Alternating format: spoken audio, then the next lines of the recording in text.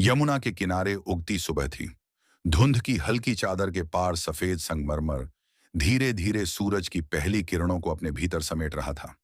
ताजमहल उस वक्त किसी महल से ज्यादा एक धड़कता हुआ एहसास लगता था, जैसे हर पत्थर में एक अनकही कहानी कैद हो। कहानी शुरू होती है उस समय से, जब शाहजहां और मुमताज महल का प्रेम पूरे शहर में मिसाल बन चुका था।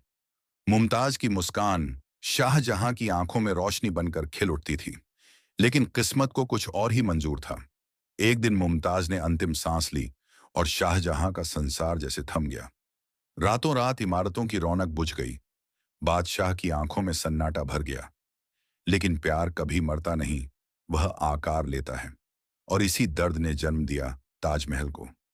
शाहजहां ने दुनिया भर से कारीगर बुलाए। कोई फारस से आया, कोई तुर्किस्तान से, कोई भारत के अलग अलग कोनों से। हथौड़ों की धीमी आवाजें महलों की गलियों में गूंजती और संगमरमर पर उकेरे जा रहे नक्काशी के फूलों में जैसे मुमताज की महक बस जाती। 20 साल बीत गए, कई चांद ढले, कई सूरज उगे, और एक दिन दुनिया ने देखा एक ऐसा प्रेम समाधि जो इंसानी दिल से कहीं अधिक खूबसूरत थी।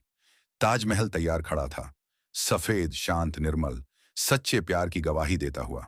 कहते हैं, जब शाहजहां पहली बार वहां पहुंचे तो उनकी आंखें भर आईं। उन्होंने फुसफुसाकर कहा, मुमताज, देखो, आज भी मैं तुम्हें उतना ही चाहता हूं। हवा हल्की हल्की चली, जैसे मुमताज की आत्मा मुस्कुरा उठी हो। और तभी से, सदियों से, ताजमहल सिर्फ एक इमारत नहीं, दो दिलों की अमर मोहब्बत का प्रतीक बनकर खड़ा है।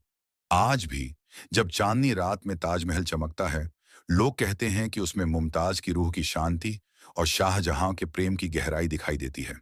कहते हैं, प्यार मिटता नहीं, बस ताजमहल बनकर दुनिया में अमर हो जाता है।